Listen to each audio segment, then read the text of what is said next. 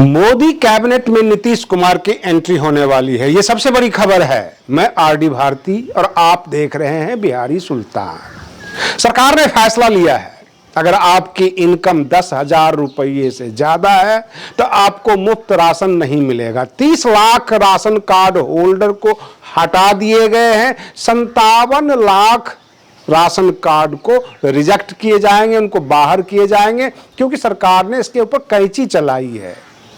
अगर आप भाजपा के साथ हैं, भाजपा की भाषा बोलते हैं, चाहे आप सरकारी नौकरी में क्यों ना हो, आपकी रिटायरमेंट की कोई उम्र नहीं है। क्योंकि लेटेस्ट खबर है कि पूर्व चुनाव आयुक्त राजीव कुमार HDFC बैंक के चेयरमैन बने। इसका मतलब यह हुआ कि जो बड़े बड़े नौकरशाह हैं, ब्यूरोक्रेट हैं, वो भाजपा की भाषा क्यों बोलते हैं?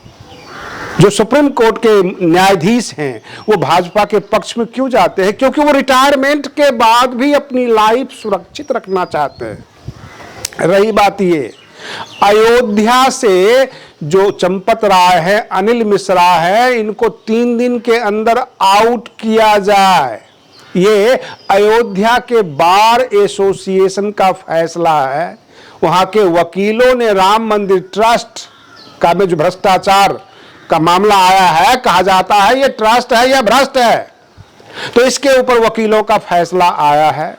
और रही बात ये कि नीतीश कुमार की मोदी मंत्रिमंडल में इसलिए एंट्री हो रही है क्योंकि नीतीश कुमार को बिहार से बाहर करने की तैयारी है। लेकिन सूत्रों के हवाले से खबर यह भी है कि मंत्रालय तो पटना से भी चलाया जा सकता है। अगर नीतीश कुमार ने ठान लिया है कि हम बिहार नहीं छोड़ेंगे, तो वो नहीं छोड़ेंगे, बिहार पर पूरी नजर रखेंगे। और रही बात ये कि रक्षा मंत्री राजनाथ सिंह जी से भी इस्तीफा मांगा गया है। बहुत सारे और मंत्री हैं, उनसे भी इस्तीफा मांगा गया है। कॉकरोच जनता पार्टी जो है वो सड़क पर है, जंतर मंतर पे है, और कांग्रेस सदन में विरोध कर रही है। कई मंत्रियों से इस्तीफा मांगे गए हैं।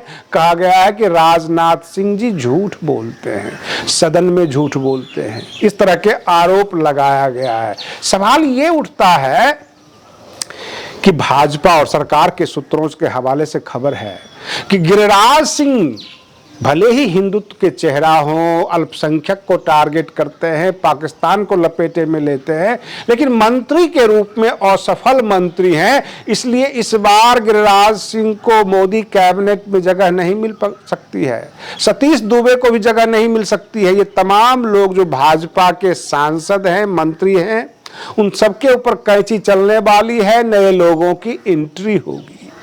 प्रश्न ये उठता है कि बिहार के अंदर जो इनकाउंटर का मामला आया, जो फेक इनकाउंटर भरत तिवारी का, वो धीरे धीरे पूरे बिहार ने पूरे भारत में फैल गया है, जो मोदी सरकार की सेहत के लिए अच्छा नहीं है। हर जगह चर्चाएं शुरू हैं। प्रश्न ये उठता है कि ये इम्पैक्ट बहुत सारे राजनीतिक दलों के ऊपर भी पड़ने वाला है।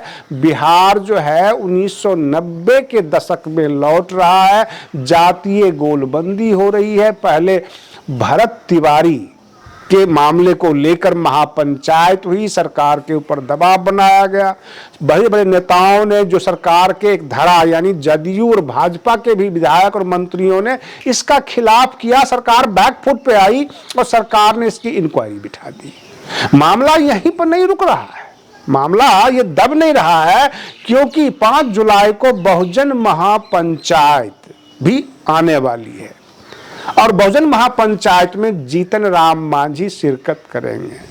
वहां जाहिर सी बात है कि वो कोई भजन कीर्तन तो करेंगे नहीं, वो सर्व समाज सवर्णों के खिलाफ बोलेंगे, जो भाजपा के सेहत पर असर डाल सकती है। देखना यह है कि भाजपा 5 जुलाई से पहले जीतन राम मांझी को रोक लेती है, नहीं जाने देती है, अथवा 5 जुलाई के बाद क्या क्या असर पड़ने वाला है।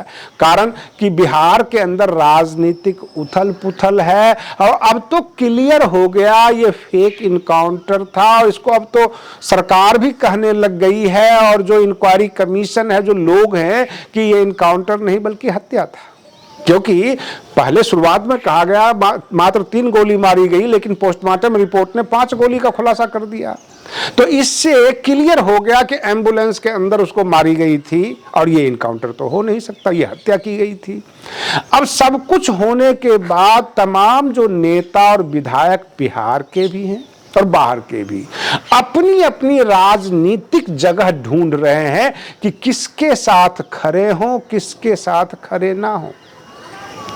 जो पूर्व डीजीपी अभयानंद थे, उन्होंने जो अपनी रिपोर्ट दी, जो अपना उन्होंने बयान दिया कि कभी भी पुलिस इनकाउंटर नहीं करती है, इनकाउंटर हो जाता है। जब 2 तरफ से गोलीबारी शुरू होती है तो कोई एक तरफ तो मरेगा ही मरेगा, तो ये इनकाउंटर हो जाता है। इनकाउंटर सोच समझ के तैयारी के साथ नहीं किया जाता है, कोई आदेश नहीं होता है कि हम इनकाउंटर करने जा रहे हैं, ये अचानक होता है।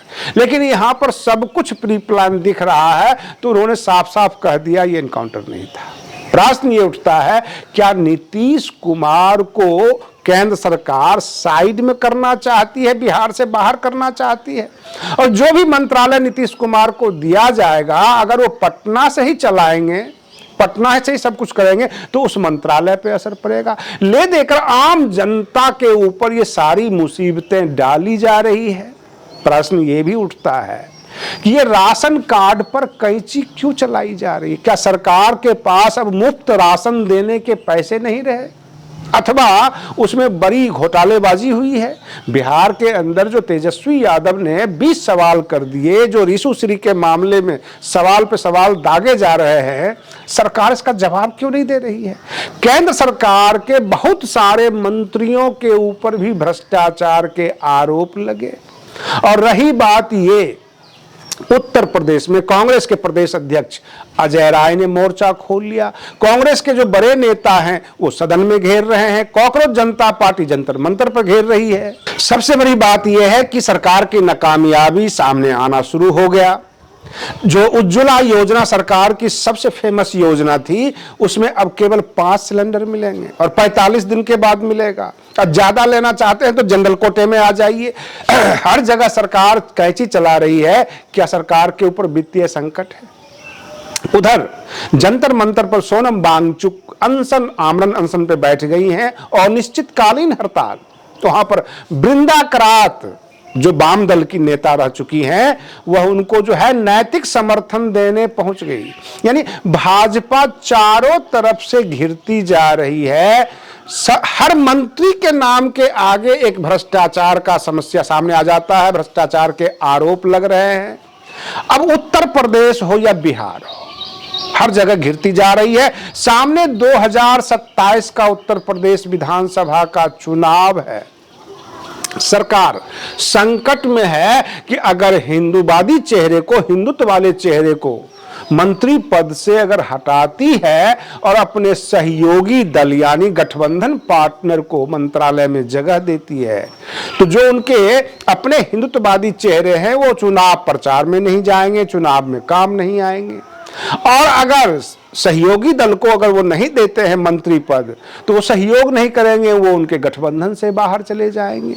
इसी पेशो पेश में मोदी सरकार परेशान हो रही है। हर जगह से जो खबरें आ रही है, और सबसे ज्यादा जो ज्वलंतशील जो खबर है, अयोध्या का मामला, ट्रस्ट का मामला। आरोप प्रत्यारोप दोनों तरफ से लग रहे हैं। कहा जाता है कि उसमें एक यादव है, टुन्नू यादव, जो कि आरोपी पाए गए हैं, वो अखिलेश यादव के व्यक्ति हैं। अब तो सवाल ये भी उठता है, आप ट्रस्ट के सदस्य हैं, लेकिन देखना ये भी होगा आप किस जाति के हैं और किस पार्टी के समर्थक हैं, तब जाके सरकार एक्शन लेगी। आज के लिए बस इतना ही। आप बने रहिए बिहारी सुल्तान चैनल पर। हम फिर मिलते हैं अगले वीडियो में। तब तक के लिए धन्यवाद।